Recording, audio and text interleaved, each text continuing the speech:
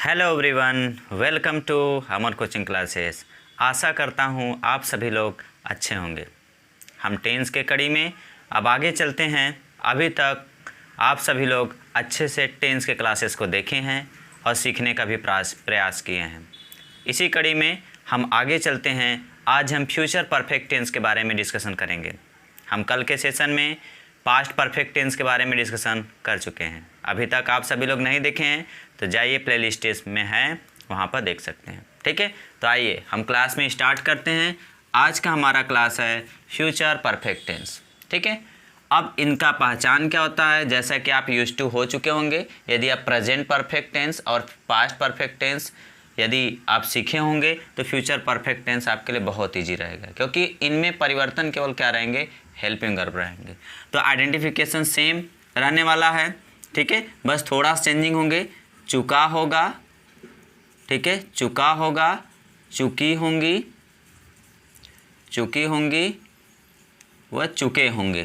किसी वाक्य के अंत में चुका होगा, चुकी होंगी, चुके होंगे इत्यादि शब्द आते हैं तो ऐसे वाक्य फ्यूचर परफेक्ट टेंस के कहलाते हैं। इनमें कार्य जो है समाप्त हो चुका रहता है। जैसे रमा भोजन, रमा भोजन बना चुकी होगी, बना चुकी होगी। ठीक, मतलब इसमें यह कार्य समाप्त हो चुका होगा। ठीक है, रमा भोजन बना चुकी होगी। ठीक है, तो यहाँ चुकी होगी आ जाएगा तो फ्यूचर परफेक्ट टेंस कहलाएगा। यदि हम हेल्पिंग वर्ब के बारे में डिस्कशन करें तो हेल्पिंग वर्ब हमारा दो होता है, एक विल हैव होता है और एक शैल हैव होता है। ठीक है, अब इसमें जो है कि हमें ध्यान देना रहता है कि यदि सिंगुलर हो सब्जेक्ट या फिर जो है प्लूरल सब्जेक्ट हो, उन दोनों ही दशाओं में हम विल हैव का यूज करते हैं। ठीक है, जैसे हम फ्यूचर में सभी, चाहे इंडिफिनिट हो, चाहे कंटिन्यूअस हो, चाहे परफेक्ट हो, चाहे परफेक्ट कंटिन्यूअस हो, यदि सिंगुलर सब्जेक्ट रहेगा या प्लूरल सब्जेक्ट रहेगा, दोनों के लिए विल वाला ही यूज करते हैं। और यदि आई और वी आ जाते हैं तो उसके लिए हम शैल वाला यूज करते हैं। इसी कड़ी में हम यहाँ पर भी विल हैव आ जाएगा तो सिंगुलर और प्लूरल सब्जेक्ट के लिए यूज करेंगे। लेकिन यदि आई और वी आ जाए, आई और वी आ जाए तो इनके लिए हम शैल हैव हेल्पिंग वर्ब का यूज करते हैं। ठीक है, शैल हैव का यूज करेंगे। ठीक है, मेन वर्ब का हमेशा थर्ड फॉर्म, जैसे चुका होगा, कार्य समाप्त हो चुका है तो मेन वर्ब का हमेशा थर्ड फॉर्म लगेगा, तीसरा रूप लगेगा। ठीक, जैसे गो वेंट गॉन लगेगा। ठीक है, क्योंकि तीसरा गॉन होता है तो हमें मेन वर्ब का हमेशा थर्ड फॉर्म। इफ द चुका होगा, चुकी होगी, चुके होंगे present in the sentence, then we can say that this sentence belongs to future perfect tense. And about to the helping verb, there are two helping verb, will have and shall have. When the singular subject or plural subject, always we will use helping verb will have. And when the subject belongs to I and we definitely use helping verb shall have. Okay? And main verb always use third form of the main verb. ठीक है, ये हमें rule पता होना चाहिए। Structure की अगर हम बात करते हैं सिंपल सेंटेंस का, ठीक है, स्ट्रक्चर यदि सिंपल सेंटेंस तो सेम वही चलने वाला है। पहले सब्जेक्ट हो जाएगा, ठीक है, सब्जेक्ट, फिर उसके बाद जो है हेल्पिंग वर्ब विल हैव, ठीक है, हेल्पिंग वर्ब विल हैव या फिर शैल हैव, दोनों में से कोई एक यूज होने वाला है। ठीक है, विल हैव या शैल हैव, मेन वर्ब का थर्ड फॉर्म लगने वाला है। ठीक है, थर्ड फॉर्म लगेगा, उसके बाद ऑब्जेक्ट होगा। ठीक है, ऑब्जेक्ट, ऑब्जेक्ट के बाद अदर हो जाएंगे। ठीक है, अन्य जो कंप्लीमेंट में आ जाएंगे। तो सब्जेक्ट होगा विल हैव या शैल हैव, दोनों में से कोई एक होगा, मेन वर्ब का थर्ड फॉर्म, ऑब्जेक्ट और अदर। इस प्रकार से हम सिंपल सेंटेंस बना लेते हैं। ठीक है, सिंपल सेंटेंस हम आराम से बना लेते हैं। यदि जो है कि निगेटिव सेंटेंस आ जाते हैं, यदि निगेटिव हमारे सेंटेंस आ जाएंगे तब हम क्या करेंगे, सेम ऐसे ही बनाना रहता है, केवल विल हैव और शैल हैव में हमें नॉट लगाना रहता है। लेकिन ध्यान दीजिएगा, विल हैव आया तो नॉट बीच में होगा, मीन्स यहाँ पर हो जाएगा सब्जेक्ट। ठीक है, सब्जेक्ट होगा, फिर विल होगा, फिर नॉट हैव होगा, विल नॉट हैव। या फिर यदि हम शैल का यूज करेंगे तो शैल होगा, फिर नॉट होगा, फिर हैव हो जाएगा। ठीक, उसके बाद सेम मेन वर्ब का थर्ड फॉर्म। ठीक है, मेन वर्ब का थर्ड फॉर्म होगा, उसके बाद ऑब्जेक्ट हो जाएंगे। ठीक, उसके बाद ऑब्जेक्ट प्लस अदर आ जाएंगे। ठीक है, मीन्स हमें यदि जो है कि निगेटिव सेंटेंस रहेगा तो सब्जेक्ट विल हैव के बीच में नॉट हो जाएगा, शैल हैव के बीच में नॉट हो जाएगा, मेन वर्ब का तीसरा रूप थर्ड फॉर्म लगाएंगे, ऑब्जेक्ट और फिर अदर लगा लेंगे। जब हमारा सिंपल सेंटेंस रहेगा तो हमें subject will have by shall have दोनों में से कोई एक, मेन वर्ब का third form, object plus other, और जब निगेटिव रहेगा तो बस विल हैव और शैल हैव के बीच में नॉट लगा देंगे।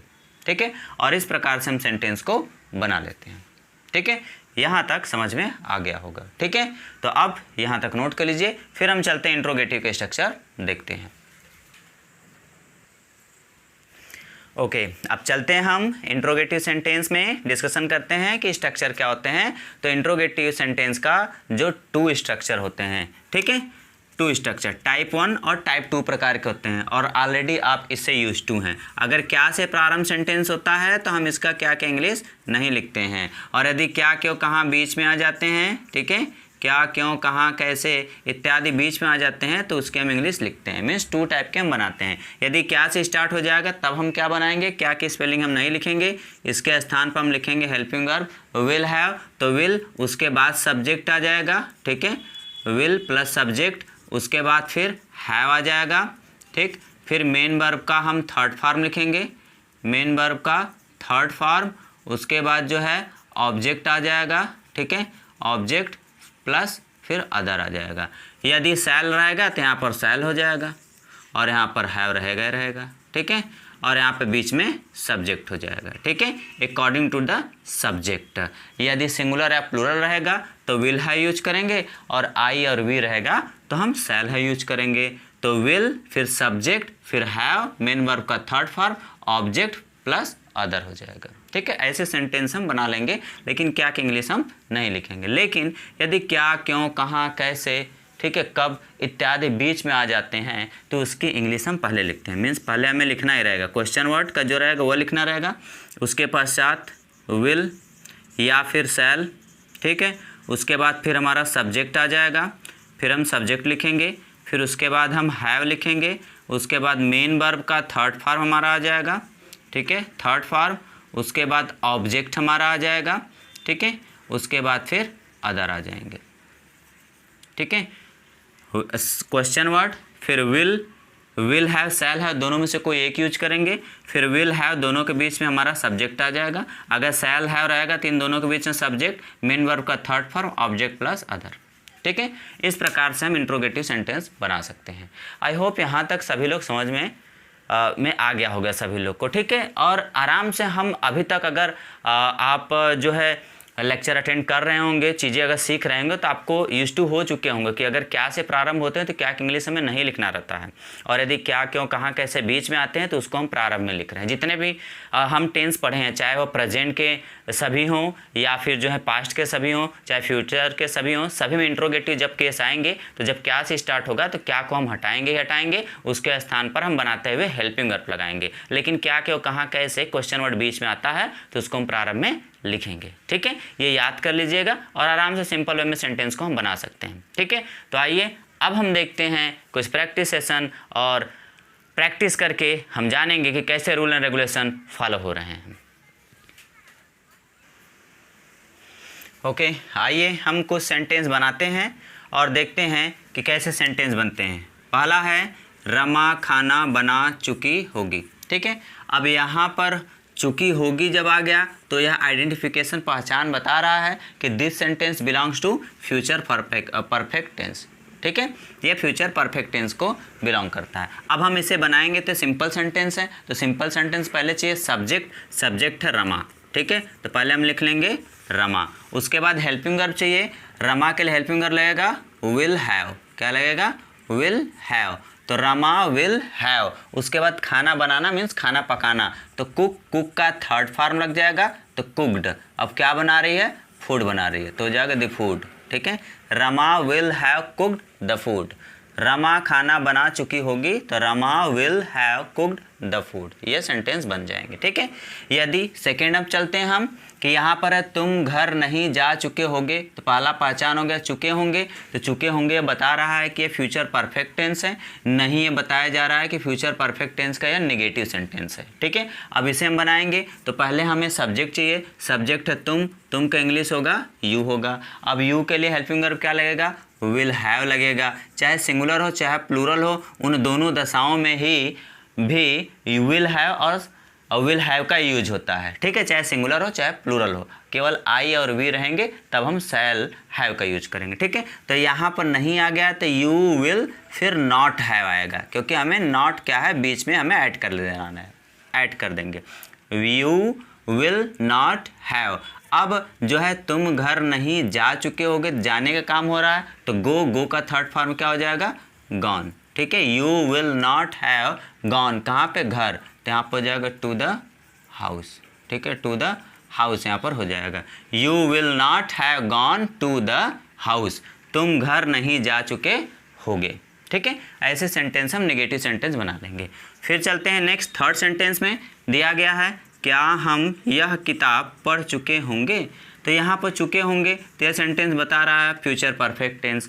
यह हमारा क्या से प्रारंभ होता है तो इंट्रोगेटिव हो गया है। अब क्या से प्रारंभ होगा तो क्या की इंग्लिश हम लिखेंगे नहीं, हम लिखेंगे helping verb. Helping verb according to subject, subject हम हैं, हम का वी होता है, वी के लिए शैल हैव यूज होगा हेल्पिंग वर्ब। ठीक है, तो यहाँ पर हो जाएगा शैल, फिर सब्जेक्ट वी, फिर क्या हो जाएगा, हैव हो जाएगा।